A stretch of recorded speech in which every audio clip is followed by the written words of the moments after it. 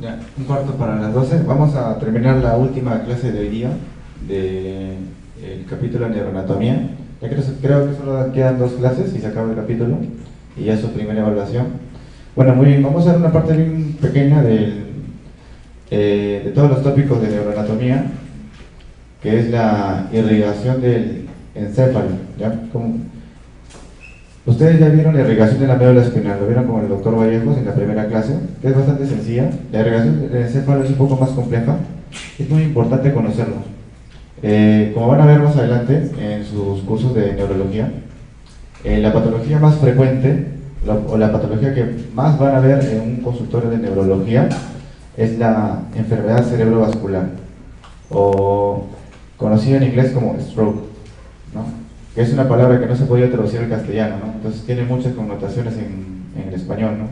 Stroke significa accidente cerebrovascular, enfermedad cerebrovascular, desorden cerebrovascular. Entonces van a escuchar bastante esas siglas, ¿no? ACV, DCV, SB. Pero todo está relacionado con que hay una alteración del equilibrio entre la nutrición del encéfalo y la cantidad de energía que utiliza, ¿no? ¿Cómo es esto? El cerebro es un órgano muy peculiar. Es un órgano que recibe de irrigación sanguínea de 15 al 20% del gasto cardíaco. ¿Saben qué es el gasto cardíaco? El gasto cardíaco es la multiplicación de dos parámetros hemodinámicos, que son el volumen sistólico, que es la cantidad de sangre que expulsa el corazón en un latido, que usualmente es 70 mililitros por minuto, y se multiplica por la frecuencia cardíaca, que es cuántos latidos, contracción sístole y diástole, tenemos en un minuto, que usualmente son también 70, ¿no? Entre 60 y 100, ¿no? Un promedio 70 por minuto. Entonces, si lo multiplicamos, sale 5 litros por minuto. Eso significa que en un minuto, el corazón expulsa 5 litros. Y de esos, el 15 al 20%, que vendría a ser la quinta parte, va al cerebro. Un órgano que es pequeño, ¿no? Si lo comparan, por ejemplo, con las extremidades, con los miembros, que tienen mayor volumen. Entonces, ese 20%, que vendría a ser de aproximadamente 900 mililitros, de 750 mililitros, llega al encéfalo. Como les dije, el encéfalo pesa aproximadamente, bueno, los hemisferios cerebrales pesaban más o menos de 1 kilo a 1 kilo 200, ¿no? El encéfalo en total pesa como 1 kilo 500, ¿ya? Entonces, 1 kilo 500 recibe aproximadamente 900 mililitros por minuto, ¿no? Entonces, aproximadamente el cerebro recibe 30 a 50 mililitros por 100 gramos. O sea, y eso es excepcional, porque ningún órgano recibe tal cantidad, debido a que al menos en todo el encéfalo, las neuronas necesitan mucha energía. Por esa razón es que necesitan amplia irrigación, y utilizan básicamente solo glucosa. Entonces no pueden utilizar otro glúcido, y tampoco utilizan los famosos cuerpos cetónicos, que es cuando no hay mucha glucosa o no hay oxígeno, se producen estos cuerpos y se puede obtener energía de manera barata, ¿no? Eso sí puede utilizarlo cualquier parte del cuerpo, pero el sistema nervioso central no se da el lujo de utilizarlo, debido a que es tóxico. Muy bien, entonces vamos a hablar de la anatomía del sistema vascular, básicamente arterial, del encéfalo, ¿ya?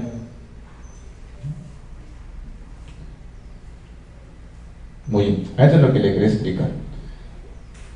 Los strokes, o bueno, vamos a ver en castellano, la enfermedad cerebrovascular, por su fisiopatología, se divide en 2 grandes ramos: en las enfermedades isquémicas y en las enfermedades hemorrágicas. La gran diferencia de cada una de ellas es que en las enfermedades isquémicas se corta el riesgo sanguíneo de una región, debido usualmente a una obstrucción.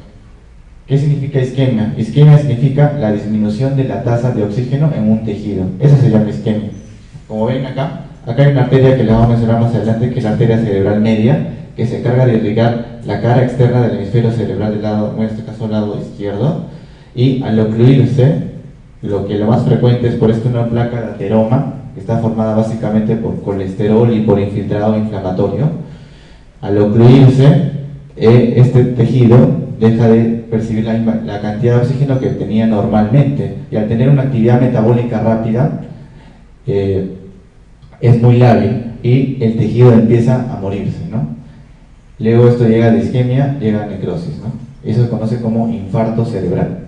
¿Ya? Muy bien, esa es la isquemia. Las hemorrágicas, las más frecuentes, usualmente son las traumáticas, luego de por ejemplo, un trauma, un accidente automovilístico, se puede lesionar alguna arteria que esté irrigando, puede ser por ejemplo esta, la cerebral media, y al romperse la arteria produce una hemorragia. Una hemorragia que al sangrar la arteria, entonces no llega la cantidad de sangre adecuadamente y también puede producir infartos, ¿no? Ese es un ACV o un stroke hemorrágico. ¿Ya? Muy bien. Ahora, la clase de hoy está básicamente orientada a que hayan también aprendido, a recordar todo lo que han aprendido anteriormente, ¿no? ¿Por qué? Porque ciertos grupos de arterias irrigan ciertos grupos neuronales que vimos ayer en la clase de hemisferios cerebrales y en la clase de tronco encefálico. Vamos a revisar cada uno de ellos también. Bien. El sistema arterial del sistema nervioso central, o bueno, básicamente del encéfalo, tiene dos sistemas: el sistema carotidio y el sistema vertebrovascular, o también conocido el sistema carotidio como circulación anterior y el sistema vertebrovascular como circulación posterior. El sistema carotidio aporta el 80% del volumen sanguíneo, de ese 15 a 20% del gasto cardíaco que te mencioné, y el sistema vertebrovascular aporta 20%. O sea, de alguna forma es más importante el carotidio que el vertebrovascular, pero debido a las anastomosis, que son fusión o unión de una arteria con otra, permiten que en caso haya una disminución del flujo carotidio, el sistema vertebrovascular puede suplir, ¿ya? Esas son las arterias comunicantes que vamos a ver más adelante, que forman el polígono de Willis. Muy bien, como ven acá, en esta esquemita del libro Gray de anatomía, esta estructura que es el callado aórtico, del callado aórtico, que es básicamente la aorta, que es la principal salida de sangre arterial del ventrículo izquierdo, al salir forma una especie de bastón, eso se llama callado aórtico. Del callado aórtico emergen tres estructuras vasculares arteriales. A la derecha tenemos el tronco arterial brachiocefálico derecho, ¿no? Solo hay uno, ¿no? Pero se le agrega derecho, ¿no? Porque está en el lado derecho, ¿no? Y tenemos la arteria carótida izquierda, carótida primitiva o carótida común izquierda, y la arteria subclavia izquierda. Muy bien. La arteria carótida del lado derecho y la arteria subclavia del lado derecho salen del tronco arterial brachiocefálico derecho. Muy bien, entonces tendríamos en total dos carótidas y dos subclavias. Las dos subclavias van a dar irrigación a los miembros superiores y las dos carótidas se van a ir al cuello y la cabeza. La carótida primitiva o carótida común de ambos lados se va a dividir en dos: en carótida externa, que va a dar irrigación a la cara y a todas las estructuras viscerales de la cara y de la cabeza, bueno, de la cabeza. Y la otra arteria es la carótida interna. No se olviden, ¿no? Los términos externo e interno significa que interno es cuando entra a una cavidad, ¿no? Y externo significa cuando sale de una cavidad o está por fuera de una cavidad. Entonces la carótida interna va a llegar sin dar ninguna rama hasta el neurocráneo, y ahí es donde va a dar irrigación y va a formar el sistema anterior, perdón, la circulación anterior o el sistema carotídeo. Muy bien. ¿Quién forma el otro sistema? El sistema vertebrovascular, las arterias vertebrales. Las arterias vertebrales son las primeras ramas de las arterias subclavias, ¿ya? Son las primeras ramas que ascienden por un agujero que está en las vértebras cervicales, y cuando llegan a la altura del surco ponto-vulvar o bulbo protuberancial, se aguzan hacia la región medial y se juntan en la arteria basilar. Esta arteria basilar se va a dividir en dos, que son las arterias cerebrales posteriores, y juntas con el sistema carotidio van a formar el polígono de Willis, que es la principal anastomosis que da irrigación al encéfalo, bueno, los hemisferios cerebrales, ¿no? Muy bien, entonces no te olvides, el sistema arterial del encéfalo está formado por dos sistemas: el sistema carotidio, que da el 80%, o también conocido como la circulación anterior, y el sistema vértebro-basilar, que da el 20%, también conocido como la circulación posterior. Y ya sabes de dónde se origina cada uno. Muy bien. Entonces vamos a hablar de esta estructura que es el polígono de Willis. El polígono arterial de Willis es una estructura geométrica formada por estos 10 componentes de vasos sanguíneos. Vamos a ver uno por uno. Como les dije, vamos a empezar desde abajo.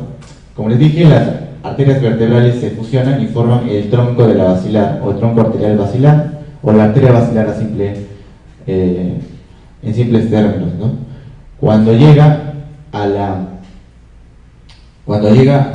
al mesencéfalo, se va a dividir en dos estructuras, que son las arterias cerebrales posteriores, que están formando dos lados de este polígono.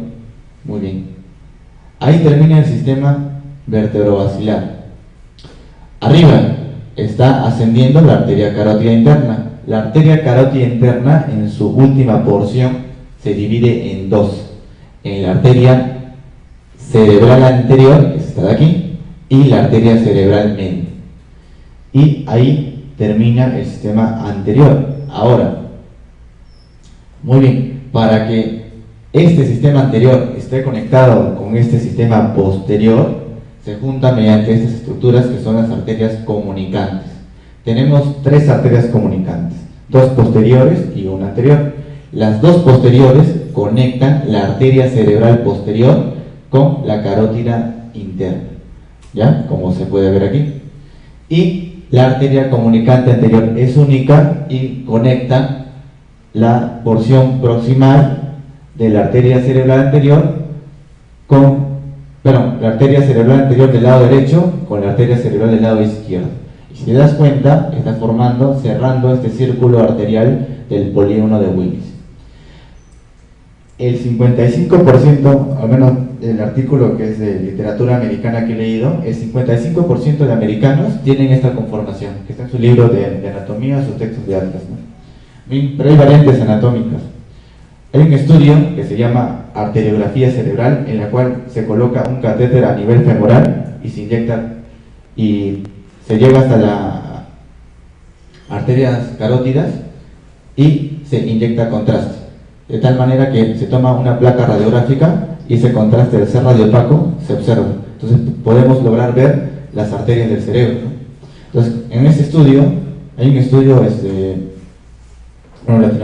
latinoamericano que más he encontrado, que se parece más a nuestra raza, que son los mexicanos, de variantes del polígono de Willis. Entonces, eso está relacionado con la cantidad de arterias que forman el polígono de Willis. Lo normal, como les dije, o lo más frecuente que hemos visto, es que formen 10 componentes. Existen variantes en las cuales no se encuentran arterias comunicantes posterior o no se encuentra arteria comunicante anterior, etc. ¿Y para qué será eso importante? Como les dije, ¿cómo se conecta el sistema vertebrovascular con el sistema anterior? Mediante las comunicantes. Y estas arterias, en caso de hipoxia o isquemia, se encargan de suplir arterialmente a esos territorios que no pueden suplirlos sus territorios habituales, ¿no? Por eso es importante. Sería bonito hacer un estudio acá en Perú sobre las variantes del polígono de Willis, ¿no? Pero tendría que aprovechar las arteriografías que se puede hacer, porque es un estudio invasivo, pero es el estudio estándar de oro, que así se le llama a los estudios, los mejores estudios para poder estudiar una enfermedad.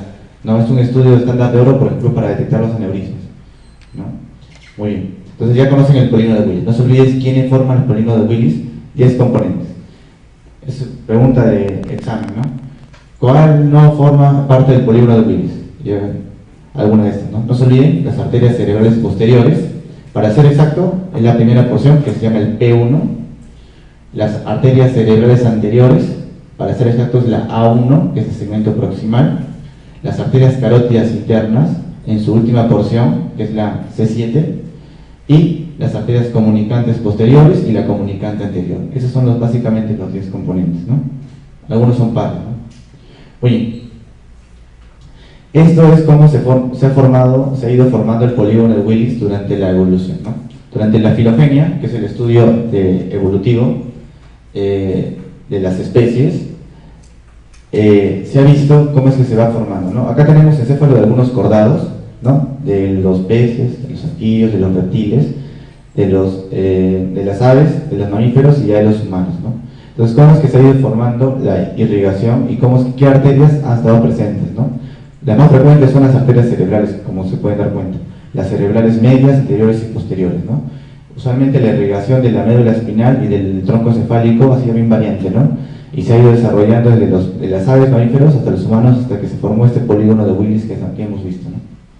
Muy bien, eso es un esquemita bien bonito que está en un libro de neurocirugía vascular, que lo utilizan en posgrado, ¿no?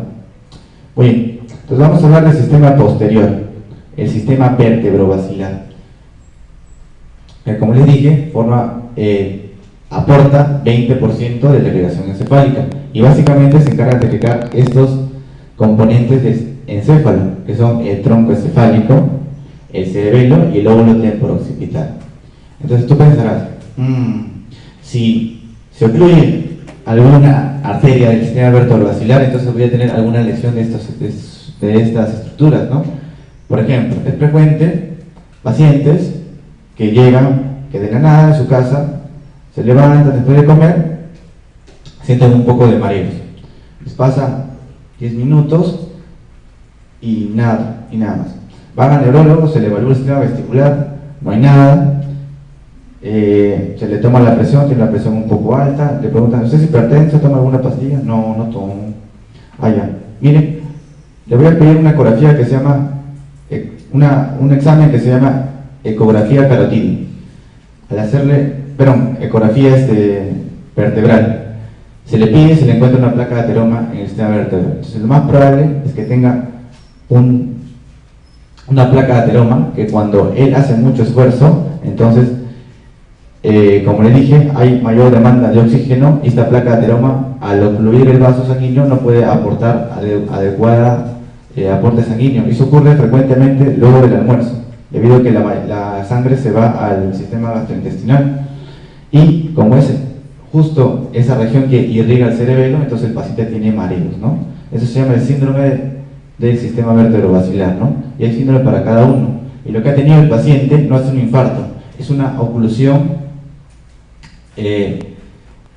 paulatina o breve del sistema vértebro-basilar. Eso se conoce en la clínica neurológica como el TIA o AIT, accidente isquémico transitorio, que es usualmente una oclusión de una arteria del encéfalo que no dura más de 24 horas. Actualmente la definición es de 1 hora, ¿no? Pues casi nunca llega a las 24 horas, ¿no? Bueno, muy bien. Vamos a ver la anatomía del sistema vértebro-basilar. El sistema vértebro-basilar, como se darán cuenta, está formado por 2 arterias vertebrales que están aquí, que como les dije, la primera emergen de la arteria subclavia en su primera porción, ascienden y luego se van a fusionar la izquierda con la derecha en una arteria basilar. Esta arteria basilar termina en las famosas arterias cerebrales posteriores. Muy bien. Y la arteria basilar va a dar las 3 grandes arterias cerebelosas, que es la que tienen que aprenderse, ¿no? Que vimos ayer en práctica también, ¿no? Las arterias cerebelosas superiores, que están acá, ¿no? O también conocidas como la ASCA, las arterias cerebelosas anterinferiores, conocidas como las AICAS, y las arterias cerebelosas posteriores, que no salen de la basilar, sino salen de la vertebral, las PICAS, ¿no? Muy bien, entonces, ¿quiénes forman el sistema vértebro-basilar? Las 2 arterias vertebrales, la arteria basilar, las 2 arterias cerebrales posteriores y las arterias cerebelosas, 2 a cada lado, cerebelosa superior, anteroinferior y posterior, ASCA, AICA y PICA. Muy bien, vamos a ver cada una de ellas. Vamos a ver primero la vertebral. Muy bien, la vertebral, como les dije, es la primera rama de la arteria subclavia, es la primera rama ascendente, se encuentra en la primera porción de la arteria subclavia, conocida como la porción preescalénica. Muy bien, esta arteria tiene 4 porciones debido a su recorrido y por siglas internacionales en el estudio vascular del sistema nervioso, la Sociedad Americana de Radiología ya les ha puesto un nombre o un código, digamos, ¿no? Que es alfanumérico. Tiene una letra mayúscula, en este caso, y un número, para determinar qué porción se ha ocluido. Cuando ellos realizan arteriografías, ellos no dicen, no estamos en la, no sé, llegando ya casi al agujero magno de la arteria vertebral, ¿no? Entonces ellos utilizan ya ciertos, digamos, un lenguaje técnico, entre ellos puedan conversar, ¿no? Esta es la clasificación de la Asociación Americana de Radiología, ya que lo van a ver en su curso de radiología, que lo llevan en tercer o cuarto año en la mayoría de universidades. El primer segmento, que es el conocido como P1, es el segmento extraóseo. Extraóseo significa que está fuera del hueso. Entonces la arteria vertebral, cuando emerge de la arteria subclavia, antes de ingresar a la columna cervical por estos agujeros que se llaman los agujeros transversos, esa es la primera porción. B1, V1 o extraóseo, ¿no? Va desde del inicio de la emergencia de la arteria subclavia hasta el agujero transverso de la sexta vértebra cervical, ¿no? Pero tú me dirás, pero yo en mi libro, en mi atlas, he visto que la séptima también tiene un agujero. Muy bien, eso ocurre porque el 90%, bueno, este es de un texto alemán, que es el Sobota, en el 90% de personas pasa por ahí, y por el 7 no pasa la arteria vertebral, sino pasan sus venas y sus nervios, pero no pasa la arteria. Pero tú puede ser que tú encuentres probablemente en tu cadáver, de tu práctica anatómica, alguna variante, ¿no? Bueno, eso es lo más frecuente, el 90%, mira, es la mayor cantidad de personas, ¿no? Bueno, menos de alemanes, ¿no? También sería bonito hacer un estudio. Yo he encontrado, bueno, en los 6 años que estoy enseñando anatomía, bueno, también la misma casuística, ¿no? Pero he encontrado también la lateralidad diferente. A veces algunas ingresan un poco más arriba y la del otro lado se mantiene en C6, ¿no? Sería bueno revisar eso, ¿no? Muy bien, entonces ya vimos el segmento V1 o segmento extraóseo. El segmento V2, también llamado foraminal.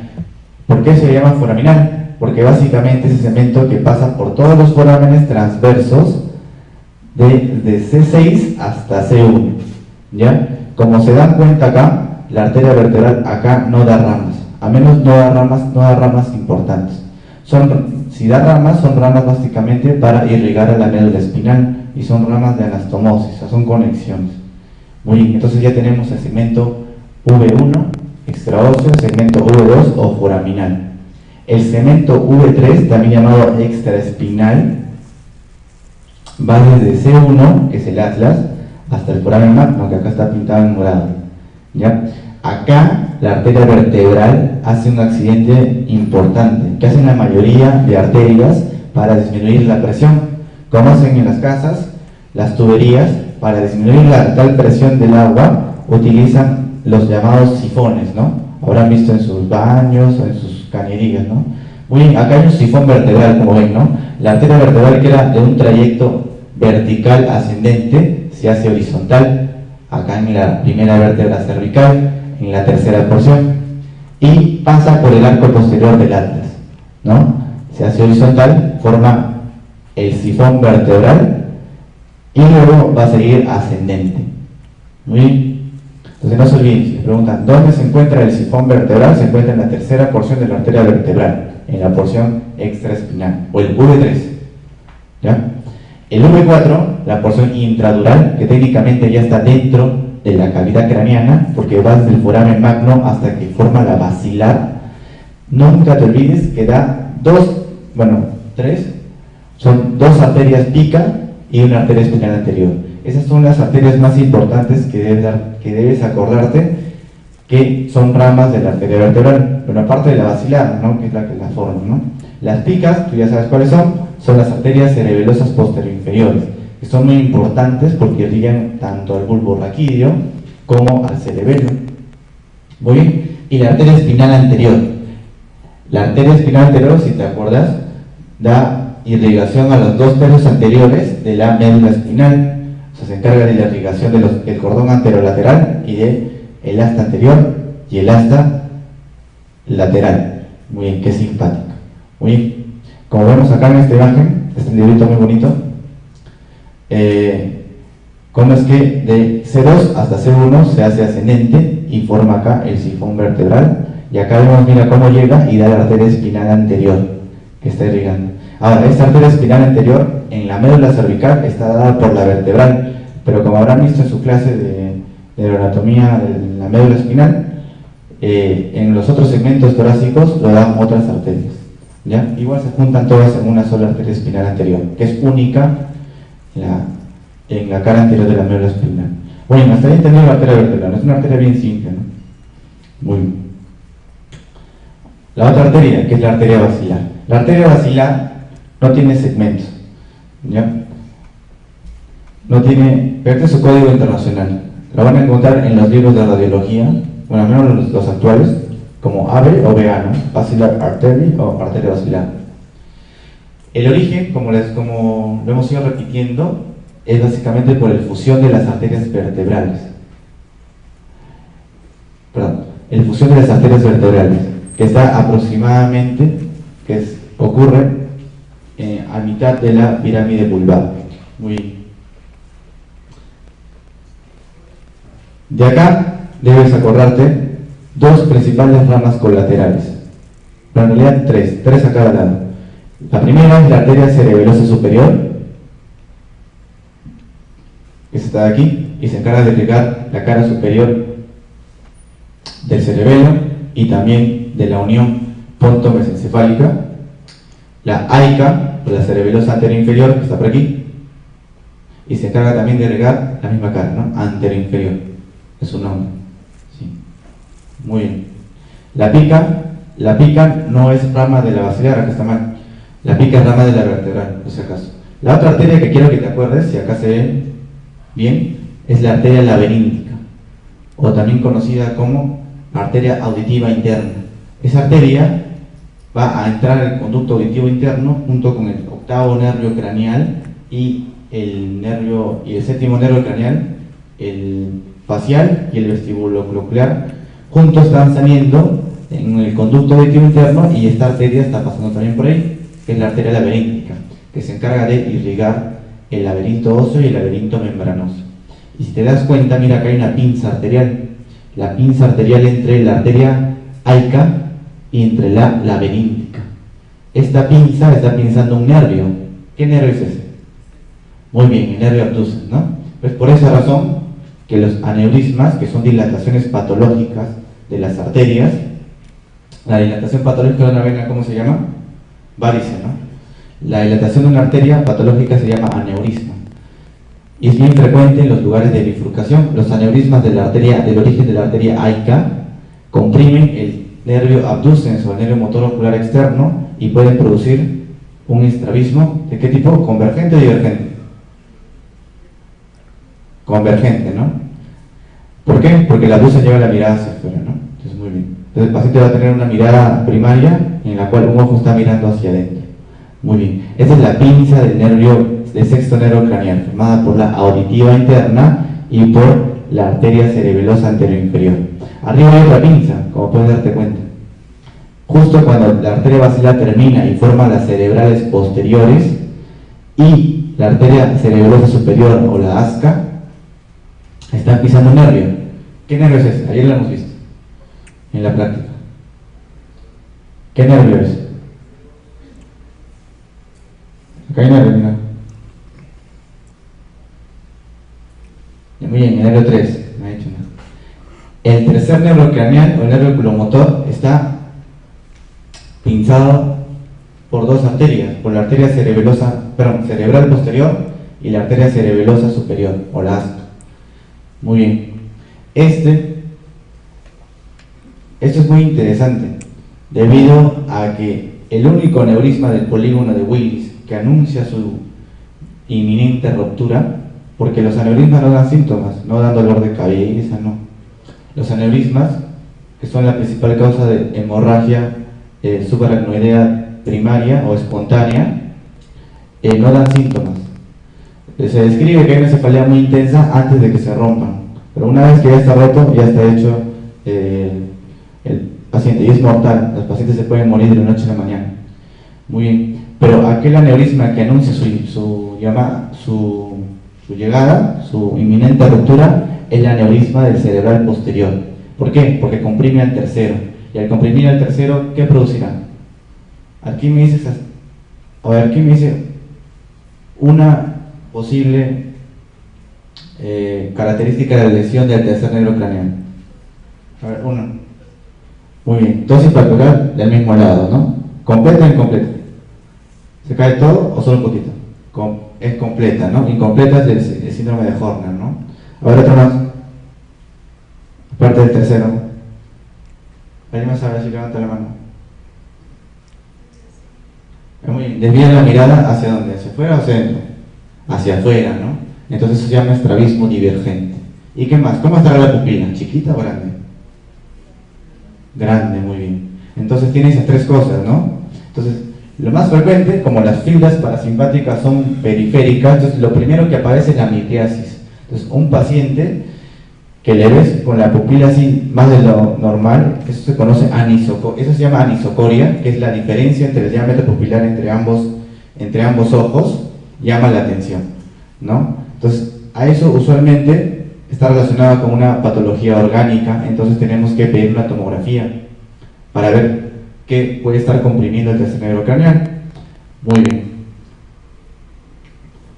Muy bien. Entonces, es el aneurisma de la arteria cerebral posterior. Muy bien. ¿Hasta ahí? Muy bien. La arteria basilar, como se dan cuenta, está muy relacionada ¿con quién? Con el puente de Barolio o la protuberancia anular.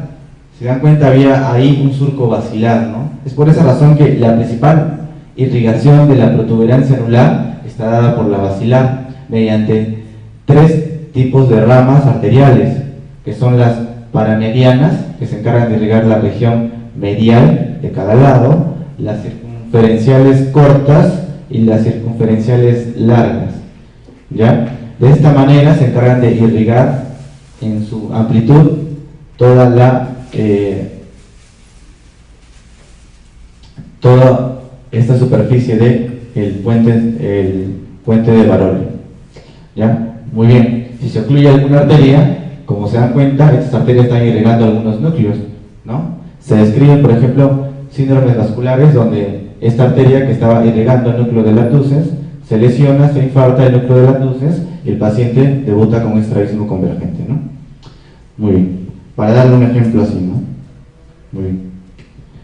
Vamos a ver las arterias cerebelosas, que son tres, a cada lado. Primero, la arteria cerebelosa superior. La arteria cerebelosa superior, que irriga básicamente el mesencéfalo, la protuberancia anular, pero la región rostral, o sea, lo más proximal, y la cara superior del cerebelo. La arteria cerebelosa superior está dividida en 4 segmentos que están en la nomenclatura de la Asociación Americana de Radiología. Se denominan en base a la letra S minúscula y 4 números según sea la porción, ¿no? 1, 2, 3, 4. La primera porción, la S minúscula 1, S1, se llama el ponto mesencefálico anterior y se encarga de irrigar los pies pedunculares. Muy importante. ¿Por qué? ¿Qué pasa por los pies pedunculares? ¿Se acuerdan? Muy bien, pasa el as piramidal, excelente. Entonces, si esta arteria se ocluye, entonces puede generar una parálisis del lado contrario, ¿no? Porque por ahí está pasando la primera neurona de la vía piramidal. Muy bien. La segunda porción, que es el segmento ponto mesencefálico lateral, que está acá en azulito, se encarga de irrigar la región lateral del tegmento del mesencéfalo. ¿Qué hay en el tegmento del mesencéfalo? Muy importante. ¿Se acuerdan? Hay un núcleo que pertenece al sistema extrapiramidal. Muy bien, excelente. El núcleo rojo, ¿no? ¿Y qué pasa si el núcleo rojo pierde irrigación? Como habrán visto cuando Jorge explicó hace un rato el sistema extrapiramidal, el núcleo rojo es muy importante porque forma parte del sistema extrapiramidal mediante un gas que se llama rubroespinal, ¿no? Que se encarga de la flexión de los músculos, ¿no? Cuando se lesiona el núcleo rojo aparece un movimiento que se llama tetosis, que es un movimiento anormal, ¿no? Eso lo van a ver más adelante en neurología, que se llama síndrome de Clot, ¿ya? Síndrome de Clot, síndrome de Benedict, que están asociados a eso. Muy bien. El tercer segmento, que es el S3, que es el segmento cerebelo-mesencefálico, o sea, todavía no llega al cerebelo. ¿Ya? Es un segmento de transición y básicamente irriga los colículos. Al irrigar los colículos, tú ya te imaginarás con qué estructura están relacionadas, ¿no? Los colículos superiores son para la visión o para la audición, los superiores. Muy bien. Yo me acordaba así, ¿no? Los colículos superiores, los ojos están arriba y las oídos están abajo, ¿no? Entonces los colículos superiores son para la visión y los inferiores son para la audición. ¿Ya? Muy bien. Entonces, y si te acuerdan, los colículos son importantes para el reflejo fotomotor, ¿no? Y para el consensual también. Muy bien. Y el S4 es el cortical, que llega a la cara superior del cerebelo. ¿Se acuerdan qué había en la cara superior del cerebelo? Que ayer dictaron la clase del cerebelo. ¿Se acuerdan que había un homúnculo del cerebelo? Muy bien. ¿Y qué está representado en la cara superior del cerebelo? Que es el lóbulo anterior del cerebelo, ¿no? Muy bien. En realidad los dos, ¿ya? Entonces, si esta región de aquí pierde irrigación, ¿qué lesión produciría? Produciría lo que se conoce como el síndrome cerebeloso hemisférico, en este caso de la cara superior, ¿no? ¿Se acuerdan alguna manifestación clínica de un síndrome hemisférico cerebeloso? ¿Saben qué es dismetría? Ayer lo he explicado, aquí estás escuchando la clase. ¿Qué es dismetría? Muy bien. Ya no importa, no es importante que lo sepan ahorita, porque su curso es básicamente orientado a la anatomía, pero como todo está orientado a la clínica para que sepan, ¿no? Un tipo clásico de lesión cerebelosa es la dismetría. ¿Qué significa dis? Desproporcionado, ¿no? ¿Y metría qué es? Centímetro, termómetro. ¿Qué es metría? Metría es medir. Entonces, como el cerebelo es un órgano eminentemente motor, se encarga de medir el movimiento. Los pacientes con lesión cerebelosa no pueden llegar a tocar, quieren alcanzar un objeto y no lo alcanzan porque no saben medir cuánto de fuerza tienen que hacer, ¿no? O le pides que agarre con fuerza algo y no lo puede hacer debido a que tiene una dismetría, ¿no? ¿Cómo tú evalúas la dismetría en un paciente con lesión cerebelosa? Si se acordarán, con la prueba de índice nariz, ¿no? Que la deben haber visto ayer, ayer debe haber, usualmente sacan a uno del público para que lo evalúen, ¿no? No sé si lo habrán hecho. Muy bien. Muy bien, entonces acá tenemos los 4 segmentos de la arteria cerebelosa superior, ¿ya? Esto te lo van a enseñar recién en la residencia de neurocirugía probablemente, porque cuando yo llegué a radiología tampoco me lo enseñaron. Muy bien, pero esos son los 4 segmentos, con eso lo destruyes a tu profesor de radiología. Muy bien, vamos a ver la ICA, la arteria cerebelosa anteroinferior, que se encarga de irrigar, como pueden ver aquí. Bueno, ¿qué está mal? Bueno, ahora después hay que corregir, este ya lo escriben en sus notas, que irriga el puente, no rostral, sino el puente caudal, y se encarga de la irrigación del cerebelo anteroinferior. Y todas las arterias cerebelosas tienen 4 segmentos, excepto la PIC, ¿ya? Estos 4 segmentos, el primero, como se das cuenta, están todos en una nomenclatura alfanumérica donde la primera letra es minúscula, la anterior es la S minúscula, ¿no? En este caso es la A minúscula. Tenemos A1, A2, A3, A4 minúscula, ¿no? La A1 se conoce como el segmento pontino anterior. El segmento pontino anterior es muy importante, ¿por qué? Porque está dando usualmente no da esta rama, pero en las variantes anatómicas se puede encontrar que de esta arteria que te dije que formaba la pinza del sexto, que es la arteria auditiva interna o laberíntica. Al lesionarse este segmento, el paciente tiende, cuando está caminando, tiende a llevar la marcha hacia un lado. ¿Por qué? ¿A dónde pegaba la arteria laberíntica? Al laberinto del mismo lado, ¿no? Entonces, si se habrán acordado de la evaluación neurovestibular, cuando el paciente hace la marcha en tándem, punta a pie, si desvía hacia un lado, significa que ese lado está dañado. Los infartos relacionados a oclusión de la arteria auditiva interna están asociados a un síndrome vertiginoso periférico del mismo lado, ¿ya? Por si acaso. Y como ven acá, mira, se puede ver la emergencia del sexto nervio craneal, porque acá está la pinza del sexto nervio craneal, la pinza arterial. Muy bien. El segmento A2, que es el segmento pontino lateral, que se encarga de irrigar los pedúnculos cerebelosos medios, básicamente, hace esta especie de bucle o de onda alrededor de esta estructura que se llama, ¿cómo se llama esta estructura? El flóculo, muy bien, el flóculo, ¿no? Y está pasando por, mira, está haciendo como una pinza, ¿quién? Al octavo nervio craneal. Acá está la otra pinza, la tercera pinza, ¿no? Es como 5 pinzas. A ver, vamos a ver si las encontramos todas. La tercera pinza, que no enseña mucho, es la pinza del octavo, que está formada por una sola arteria, que es la arteria cerebrosa anterior. Como se dan cuenta, las arterias, por la cantidad de presión que manejan, tienen un trayecto sinuoso. O sea, no es rectilíneo como las venas, ¿no? Que es una vena recta, ¿no? Sino usualmente tienen un trayecto un poco tortuoso, ¿no? Acá, entre el segmento A2 y el segmento A3, se forma la pinza del octavo. Es muy importante porque, bueno, esto es bien raro, un aneurisma de la arteria cerebrosa anterior que ocluya el octavo nervio craneal. Pero es frecuente, bueno, no tan frecuente tampoco, un tumor que se llama el neurinoma del acústico. El neurinoma del acústico, que es un tipo de glioma, que es un tumor formado por células de la glía, de astrocitos, de Schwann, de oligodendroglías, etcétera, que nacen de este nervio, pueden abrir estos vasos y pueden generar un infarto cerebeloso, ¿no? Por si acaso. Bueno, vamos al segmento A3, A minúscula 3, conocido como el flóculo peduncular. ¿Por qué? Porque se encuentra entre el pedúnculo cerebeloso medio, que es el más voluminoso, y entre el flóculo. Muy bien, es un segmento como el anterior que vimos en la arteria ASCA, se encarga de transportar básicamente a los que van a llegar al segmento cortical, que es el último segmento, y que va a irrigar la cara anteroinferior del cerebelo, ¿ya? ¿Qué hay en la cara anteroinferior del cerebelo? ¿Se acuerdan? Hay un núcleo, el cerebelo. ¿Cuántos núcleos en el cerebelo hay? ¿Cuántos núcleos de cerebelo hay? Muy bien. 4, ¿sí, no? 4 a cada lado. ¿Cuáles son los 4 núcleos de cerebelo? Cárdeme uno.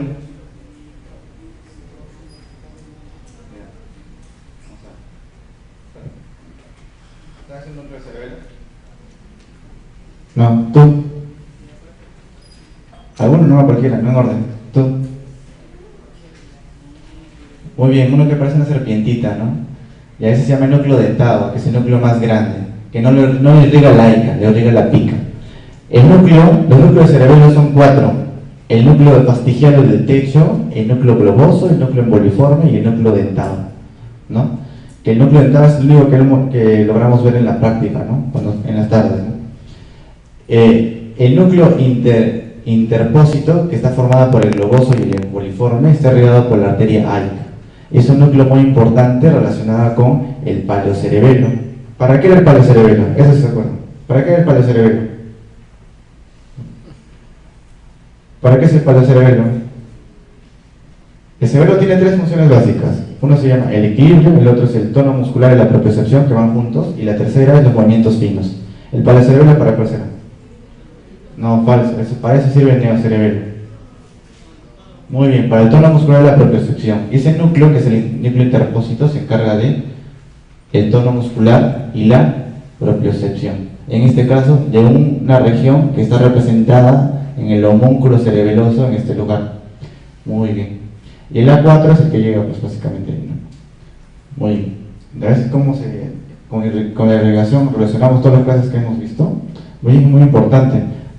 Aquel que conoce muy bien la neuroanatomía, conoce muy bien que una arteria que llega a cierto lugar puede generar la disfunción de ese lugar, ¿no? Como van a ver también cuando lleven la clase de cardiología, van a ver que hay ciertas regiones del corazón que tienen irrigado por ciertas arterias y que al ocluirse, al infartarse, produce cierta disfunción ventricular, ¿no? Como las válvulas, etc. Muy bien, eso ya lo van a ver más adelante. Igualitos en los hemisferios cerebrales, igualitos en los pulmones, igualitos en el riñón, etc. Muy bien, vamos a ver la pica, que es la vedette de las cerebelosas, la más conocida. Si alguien se acuerda de las cerebelosas, de la pica, ¿no? Muy bien, la pica, que es la arteria cerebelosa que tiene un trayecto más accidentado, se encarga de regar el bulbo proximal y el cerebelo. El cerebelo en su cara posterior inferior, como está acá. Muy bien, es la única cerebelosa que tiene 5 segmentos. El primer segmento de la pica se conoce como P minúscula 1, ¿no? P1. Muy bien, también conocido como medular anterior. Y es muy importante porque se encarga de irrigar qué estructura importante que tenemos aquí. La pirámide, excelente. Muy bien, ¿no? La pirámide, ¿qué pasa por la pirámide? Eso sí, ¿no? ¿Qué pasa por la pirámide? Sí, tú. El haz piramidal, excelente. Entonces, ¿qué pasa en el haz piramidal? ¿De qué vía? Muy bien, de la vía motora voluntaria. Entonces, al lesionarse acá, en el segmento P minúsculo 1, el medular anterior va a producir de igual manera una parálisis del lado contrario. Muy bien. Acá está el P2, el P minúsculo 2, o el P medular lateral, que yo tengo una estructura que está acá. ¿Cómo se llama esa estructura de acá? Está, miren, está detrás del nervio hipogloso. ¿Cómo se llama eso? Excelente, muy bien. ¿Y qué hay en el globo vulvar? Voy a decir ahí me agarraste, ¿no? ¿Qué hay en el globo vulvar? Muy bien, el núcleo olivar inferior, excelente. El núcleo olivar inferior está relacionado con la vía del equilibrio, ¿no? Muy bien. Al lesionarse también produce una lesión de equilibrio conocida, ¿no? Que la van a revisar más adelante, probablemente. Muy bien. El segmento P3, o también conocido como tonsilomedular, que es el segmento que está acá abajo, que baja. Muy bien. Este segmento es muy importante porque acá emergen las primeras ramas ya corticales, ¿ya? Y forma básicamente... perdón, me estoy confundiendo. El segmento P3 que está por acá, que está detrás de la oliva, se encarga de irrigar la parte posterior del bulbo proximal. ¿Qué hay en la parte posterior del bulbo? Muy bien, el piso del cuarto ventrículo. Muy bien. ¿Y qué hay en el piso del cuarto ventrículo? Núcleos de qué nervios craneales. Muy bien, básicamente de dos, ¿no? Que es el hipogloso y el vago, ¿no? Al lesionarse el segmento P3, se lesiona, hay una lesión central de la vía del hipogloso, ¿no? Y produce una desviación de la lengua. ¿Hacia qué lado? ¿Hacia el lado de la lesión o hacia el lado contrario? ¿No? Si es en el núcleo, es al lado contrario, ¿no? Y si hubiera sido en el nervio, probablemente sería en el mismo lado. Muy bien. Acá también hay la cuarta pinza, ¿ya? La cuarta pinza, que es la pinza del hipogloso, que la forma también solo la pica, pero es una variante en realidad, no siempre está frecuente, que forma el segmento P3 y el segmento P2, ¿no? Que pueden pinzar el nervio hipogloso. Muy bien. P4, el segmento telovelo-tonsilar. Este segmento básicamente es un segmento de distribución y básicamente su lesión no produce una clínica muy importante. La que es importante es el P5, que se encarga de irrigar la cara posterior inferior del cerebelo, que forma la mayor parte de qué lóbulo cerebeloso. Son 3 lóbulos cerebelosos: anterior, posterior y flóculo nodular. ¿Qué lóbulo sería? El posterior, muy bien. ¿Y el lóbulo posterior se relaciona con qué funciones del cerebelo? Son 3 funciones del cerebelo: equilibrio, tono muscular y propiocepción juntos, y los movimientos finos. Con los movimientos finos, muy bien, ¿no? Esto hace que las bailarinas de ballet no se caigan cuando están bailando, que yo cuando estoy pasado de copas me puedo todavía abotonar la camisa, etc., ¿no? Muy bien. El segmento P5 cortical, que se encarga de irrigar el neocerebelo, o el lóbulo posterior del cerebelo, o el cerebro-cerebelo, ¿no? Muy bien. Siguiente. Bueno, acá me olvidé de llenarlo, pero para que se den cuenta cómo es que la oclusión de una arteria puede producir una clínica muy relevante, ¿no? Bien, mira, acá lo que estamos viendo es la arteria vertebral, que está saliendo la pica. La pica, mira, como pueden ver acá, en un corte transversal del bulbo proximal y se logra ver el cerebelo. Mira, acá está tu núcleo serpentoso, que es el núcleo dentado. Muy bien, acá estamos viendo los núcleos cocleares, el núcleo del nervio facial, ciertos núcleos parasimpáticos. Cuando se ocluye la pica, esto tiene un nombre, se llama síndrome vulvar lateral, o también conocido como síndrome de Wallenberg. Este síndrome está caracterizado básicamente por parálisis del sexto nervio craneal, del séptimo nervio craneal, lesión parasimpática, que se conoce como el síndrome de Horner, y lesión simpática y lesión del núcleo dentado, porque te dije que la pica le pegaba el núcleo dentado. Muy bien, y me va a producir un síndrome cerebeloso hemisférico también. Muy bien, eso se llama síndrome de Wallenberg, producida por la pica. Muy bien. Y estas son las pinzas arteriales, las dos primeras pinzas, las otras que en realidad son pseudopinzas, pero esas son las tres principales pinzas, que nunca te olvides, que probablemente en quinto año, cuando lleves neurocirugía, en tu rotación, te van a preguntar, ¿no? ¿Qué arterias se encargaban de, bueno, no encargaban, ¿no? Que anatómicamente se distribuían entre el tercer nervio craneal, la cerebral posterior y la asca, ¿no? Y la del sexto es la aica y la laberintica. Muy bien. Este es el resumen, ¿ya? Acá están todas las arterias cerebrosas y sus segmentos, y básicamente a qué territorio están irrigando. Muy bien. Y vamos a ver la última parte del sistema posterior, que es la arteria cerebral posterior, que es una de las grandes arterias, ¿no? Es por esa razón que en su nomenclatura están con letras mayúsculas, ya no con minúsculas. Muy bien, la arteria cerebral posterior se origina ¿de dónde? De la basilar, son las ramas terminales de la basilar. Y la arteria cerebral posterior, que son dos a cada lado, básicamente se encarga de irrigar el mesencéfalo, el lóbulo temporal y el lóbulo occipital. La arteria cerebral posterior, como pueden ver, tiene 4 segmentos. El primer segmento, que es el segmento más pequeño, es el segmento llamado precomunicante. ¿Por qué? Porque acá está relacionado con la arteria comunicante posterior en el polígono de Willis. Este segmento precomunicante es muy importante. ¿Por qué? Porque da estas arterias, las arterias tálamo-perforantes posteriores. Esas arterias se encargan de irrigar los cuerpos geniculados del tálamo. Ya más o menos te darás cuenta qué lesiones pueden producir, ¿no? Muy bien. El segmento P2, que es el segmento postcomunicante, se divide en dos, en P2A, o sea P2 anterior, P2P, P2 posterior. El P2A se llama crural, ¿ya? ¿Por qué le llaman crural? Porque está muy relacionado anatómicamente, ¿salud?, con el pedúnculo cerebral, pero está básicamente irrigando a una estructura que le pertenecía al área olfatoria primaria y que tiene forma de gancho. ¿Cómo se llama esa estructura? Se llama uncus, ¿ya? Mira, está irrigando el uncus.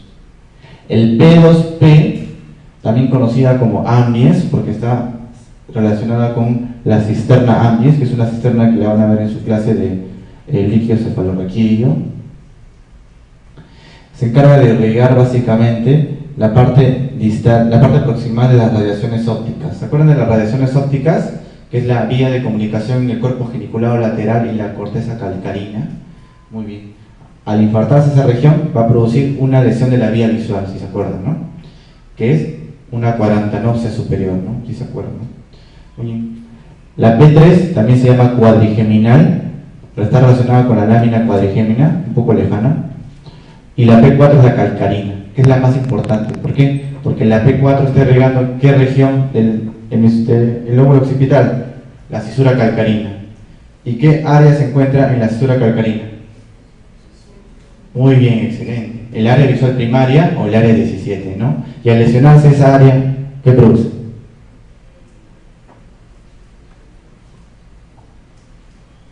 Produce una lesión de la vía visual, ¿no? ¿Y cómo se llama? ¿Alguien sabe? ¿Alguien se acuerda de mi esquemita ese que me demoré dibujando? Muy bien, es un tipo de hemianopsia, ¿no? Pero la semianopsia en la cisura calcarina tiene algo especial, ¿no? Es el fenómeno que se llama respeto macular, donde todavía permanece indemne la visión central del campo visual, ¿no? Muy bien. Muy bien, ahí tenemos la arteria cerebral posterior. Esto es como que se distribuye en cada rama de esta arteria cerebral posterior en los territorios del lóbulo occipital. Como se pueden dar cuenta, esto es bien variante, ¿ya? En este libro de neurocirugía vascular describen que esta variante son del 55% de los pacientes que entran en una unidad de neurocirugía vascular. O sea, no es lo más frecuente tampoco, ¿no? Bueno, es lo más frecuente por ser 55%, ¿no? Pero hay más variantes, hay una de 40%. Pero esto es lo más frecuente que vemos, ¿no? Que les podrían preguntar, por ejemplo, en un examen de neurología, ¿no? Porque preguntan esto. Muy bien. Este es el famoso síndrome vertebrovascular. Como les dije, el sistema vertebrovascular básicamente está irrigando componentes infratentoriales, ¿no? Como pueden ver, el tronco encefálico, el cerebelo y parte del lóbulo occipital, sobre todo el área visual, ¿no? Como les dije, puede haber una lesión, mira, de una arteria vertebral, como puede ser un trombo donde una placa de ateroma que estaba compuesta por tejido lipídico, por colesterol y por infiltrado inflamatorio, se rompe y las plaquetas, al ver que se ha roto una pared del vaso, forman un coágulo, ¿no? Que es conocido como trombo. Y al ocluirse, están dejando de irrigar una región del sistema vertebrovascular, que en este caso puede ser el cerebelo. Entonces el paciente puede debutar con una marcha táxica, ¿no? Como una marcha como borrachito, ¿no? Por acá también está el núcleo de nervio facial. Entonces el paciente puede debutar con una parálisis facial periférica. Los núcleos de nervio trigémino puede debutar con una hemianestesia facial.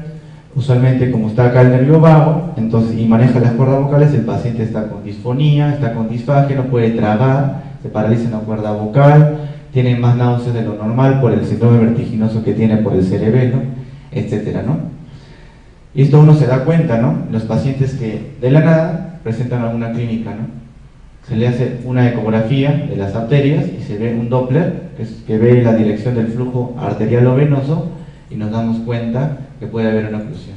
El tratamiento de esto, como al no generar un infarto, usualmente básicamente es conservador.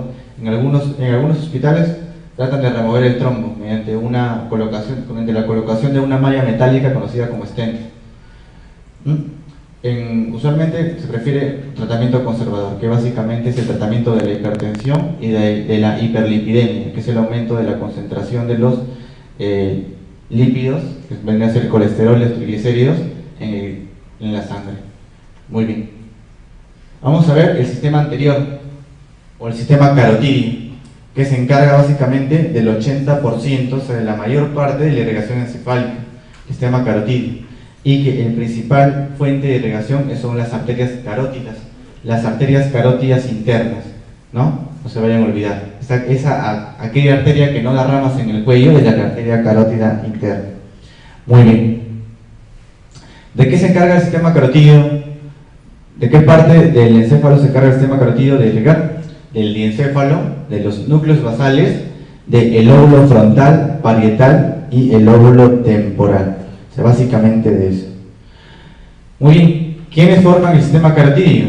De la arteria carótida interna, en su última porción, en la séptima porción, da dos arterias, que son la cerebral anterior, la ACA, y la arteria cerebral media, la ACM. Muy bien. Entonces vamos a revisar cada una de esas arterias. Muy bien. Acá está la arteria carótida interna. Bueno, el último libro que yo he revisado, la arteria carótida interna, que es una arteria que se origina a nivel de aproximadamente a la altura de la tercera y cuarta vértebra cervical, en el triángulo carotídeo, específicamente en un triángulo que se llama el triángulo de Farabeuf, que lo van a ver cuando vean este cuello.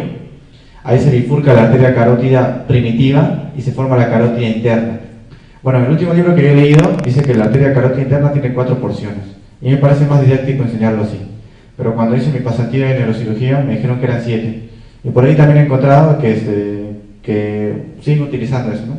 Pero todo para los neurocirujanos que operan aneurisma tienen que ser más específicos en esas regiones, ¿no? Que es el lugar más frecuente de aneurismas, ¿no? En las bifurcaciones, ¿no?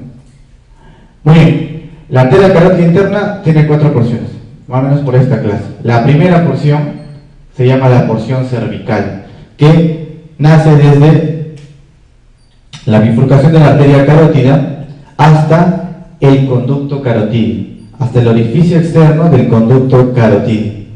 ¿Ya? Esta porción no tiene ramas, no da absolutamente ninguna rama. Básicamente es un conducto que transporta la sangre.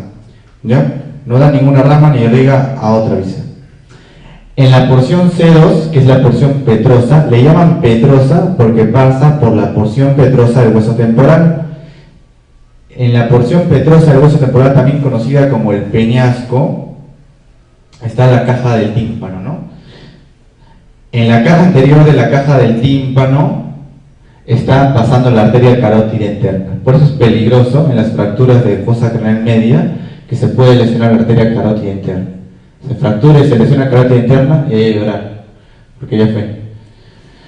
Bien, esta porción petrosa está desde el orificio de entrada del conducto carotídeo, el orificio externo, hasta el seno cavernoso, que es un seno venoso dural por el cual están pasando varias estructuras vasculonerviosas, entre ellas la porción cavernosa, que es la C3 de la carótida interna. Muy bien, volvemos a la porción C2. En la porción petrosa, por ahí está formada por tres porciones: una porción vertical posterior, una porción horizontal y una porción vertical anterior, de tal manera que forma el primer sifón carotídeo. Es el primer sifón carotídeo que van a ver.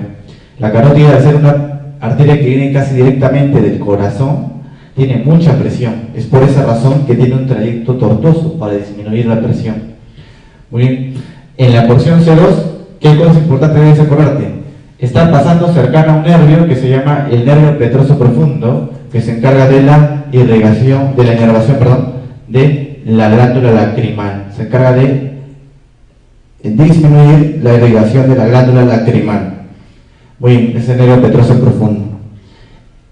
Otra arteria importante, que es la arteria del conducto pterigoideo, también llamada la arteria viriana, que es rama de la arteria carótida en esta porción. Esta arteria viriana se encarga de irrigar la región posterior de la faringe. ¿Ya? Muy bien. Vamos a la C3, o la porción cavernosa, que es la porción más interesante, porque pasa junto a varias estructuras vasculonerviosas en el seno cavernoso. El seno cavernoso, que es un seno venoso dural, por donde está pasando sangre venosa, que está recogiendo de líquido cefalorraquídeo. Por el seno cavernoso pasan varias estructuras vasculonerviosas, entre ellas, al menos arterial, es la porción C3 de la arteria carótida interna, y pasan unos nervios. ¿Se acuerdan qué nervios craneales pasan por el seno cavernoso? Pasa el tercer nervio craneal, el cuarto nervio craneal, el quinto nervio craneal, pero específicamente el quinto 1 y el quinto 2, que es el oftálmico y el maxilar, y pasa el sexto nervio craneal. El sexto nervio craneal pasa junto con la arteria carótida, pasan juntitos. Es por esa razón que si hay una dilatación anómala de la arteria carótida, o hay un aumento de la presión intracraneal, esta arteria presiona el sexto nervio craneal y el paciente tiene estrabismo convergente. El nervio que con mayor frecuencia se lesiona en un proceso de hipertensión endocraniana es el sexto nervio craneal, ¿ya? A menos de manera directa. Muy bien, entonces no se olviden, ¿qué estructuras pasan por el seno cavernoso? La arteria carótida interna, el tercer nervio craneal, el cuarto, el quinto 1, el quinto 2 y el sexto, ¿ya? Y el sexto pasa juntos, o sea, en pareja con la arteria carótida, ¿ya? Hay un síndrome que se llama el síndrome de Tolosa-Hunt, en el cual al haber una trombosis del seno cavernoso se ocluyen esas estructuras. Entonces el paciente, ya te imaginarás que tiene, ¿no? Lesión del tercero, lesión del cuarto, etc. Muy bien. La cuarta porción, que es la última porción, que es la porción supraclinoidea, cuyos límites son el seno cavernoso hasta la bifurcación en la arteria cerebral anterior y la arteria cerebral media. Es muy importante esta porción porque da tres ramas importantes, que son la arteria oftálmica. La arteria oftálmica, como te imaginarás, irriga a la retina. En los pacientes diabéticos que tienen lesión arterial por su misma condición, ¿ya?, la arteria oftálmica está llena de ateromas. Por esa razón que se produce la retinopatía diabética, y los diabéticos a la larga quedan ciegos por la retinopatía diabética, ¿no? Es otra forma también de reconocer un síndrome del sistema de la circulación anterior, sistema carotidio, que el paciente de la nada se le apagan las luces, no ve nada. ¿Por qué? Porque el sistema carotidio se encarga de la irrigación de las retinas, ¿no? Muy bien, y luego se restaura la irrigación, ¿no? ¿Qué otra arteria debes acordarte? La arteria comunicante posterior. La arteria comunicante posterior es importante, ¿por qué? Porque se encarga de comunicar el sistema anterior con el sistema posterior, o sea, el sistema carotidio con el sistema vertebrovascular. Muy bien, y la otra arteria importante es la arteria coroidea anterior. La arteria coroidea anterior es muy importante porque se encarga de irrigar la cápsula interna. ¿Qué pasa por la cápsula interna? ¿Qué pasa? ¿Cómo se llama ese ácido? Corticoespinal, muy bien, y se encarga de la vía motora voluntaria. Si se infarta la arteria coroidea anterior, entonces el paciente va a tener un infarto de la cápsula interna y el paciente no va a poder mover la mitad de todo el cuerpo del otro lado. Es un infarto de una arteria importante, de una región importante, ¿no?, pequeñita, que mide menos de 1 centímetro, ¿no? Muy bien. Esta es otra nomenclatura que utilizan, la clasificación de Van Loveren, pero creo que no es la clasificación que aceptan en la Asociación Americana de Radiología, pero que es la que utilizan más en los hospitales, curiosamente, ¿no? Tienen otros nombres y se separan otras ramas, ¿no? Bueno, eso es ya para que lo revisen, se lo dejo ahí y acá está el artículo. Nativo. Bien, como les dije, la lesión del sistema carotidio puede producir esto que se llama amaurosis fugax. Amaurosis, ¿se acuerdan qué era? La ceguera monocular, ¿no?, o la anopsia completa, ¿no? ¿Qué es fugax? Que ocurre de vez en cuando. Hay un tipo de cefalea es dolor de cabeza, un tipo de cefalea secundaria que se llama arteritis de la temporal, que es un tipo de vasculitis, una inflamación de la arteria, ¿ya?, que produce una cefalea muy intensa y que no se trata con analgésicos convencionales, que tiene que dar antiinflamatorios porque es una enfermedad autoinmune, en la cual debuta con amaurosis fugax. El paciente, cuando le va a doler la cabeza, no ve, dice, por unos momentos, y es porque como esta arteria temporal que está pasando por afuera tiene una conexión con la arteria oftálmica por aquí, por esta región, pero por acá, entonces puede perder la visión momentáneamente, al menos durante su episodio de cefalea, de dolor de cabeza, ¿no?, o de cefalalgia. Muy bien. Y acá, como podemos ver, mira cómo la carótida asciende, entra al conducto carotidio, pasa por la porción petrosa, luego sale por el agujero, el orificio interno del conducto carotidio, luego dará el primer sifón, va a dar el segundo sifón, va a pasar por, ¿dónde acá? El seno cavernoso, mira, y luego va a terminar en la cuarta porción dividiéndose en dos. ¿Ya? Muy bien. Vamos a ver la cerebral media, que es la arteria más importante que debes acordarte de toda esta clase. ¿Por qué? La principal arteria, se pregunta de residentado, de ENAM, etcétera, de salud. La principal arteria que se lesiona en un accidente cerebrovascular isquémico es la cerebral media, ya sea alguna de sus 4 porciones. Es la cerebral media. La cerebral media, que es la arteria que no te debes olvidar, la MCA o la ACM, ¿no? Y se encarga de irrigar el diencéfalo, básicamente el tálamo, los núcleos basales y el lóbulo frontal y parietal en su cara, bueno, acá hay que agregar, en su cara externa, o sea, en su convexidad. Las 4 porciones de la arteria cerebral media son estas de acá, y su nomenclatura está en mayúsculas, ¿no? M1, M2, M3 y M4. La M1 es la porción esfenoidal o la porción horizontal. Inmediatamente la carótida interna da esa rama, esa es la primera porción. La arteria cerebral media, acá da unas arterias bien pequeñas, que son de 15 a 20, que se llaman las arterias lentículo-estriadas.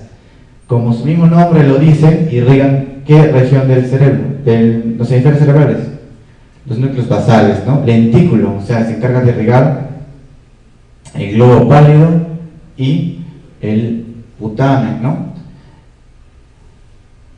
Y el estriado, que forma parte del caudado, ¿no? Entonces, al lesionarse esas estructuras aparecen movimientos involuntarios, ¿ya? Corea, etcétera, ¿no? Muy bien, el segmento M2, también conocido como el segmento insular, que acá está en verde, empieza cuando la arteria cerebral media se bifurca. Se bifurca en dos, valga la redundancia, y va a pasar por la ínsula. Muy bien, segmento M2. El segmento M3 es el que pasa por la cisura de Silvio y ya va a emerger casi a la corteza. Se llama el segmento opercular, ¿ya? Porque esta región se llama el opérculo cerebral, semejando a la cabeza de un pescado, ¿no? Y el M4 es el segmento cortical. Muy bien. ¿Qué es el segmento más importante? Porque cuando ocurre una lesión isquémica en la arteria cerebral media, no ocurre en estos vasos grandes, usualmente ocurre en vasos pequeños corticales, ¿no? Por ejemplo, si tú sabes que la arteria cerebral media está irrigando la cara externa del hemisferio cerebral, entonces, ¿qué áreas importantes te acuerdas que hay ahí? A ver, en el lóbulo frontal, ¿qué se encontraba ahí? En la cara externa. ¿Se acuerdan? Las áreas de Brodmann, a ver, dímelo en números.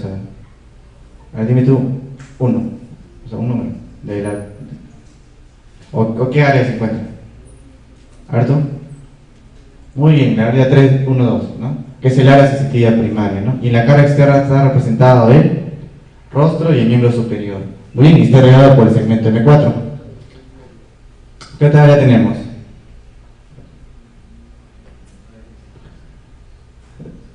No, la corteza prefrontal, que es el área 9, 10, 11, 12, está regada básicamente por la cerebral anterior, que vamos a ver más adelante. Pero otra área, es una segunda oportunidad. No te voto. No. Muy bien, excelente. El área de Broca, el área 44-45. ¿Por qué te has acordado, Broca? No sé.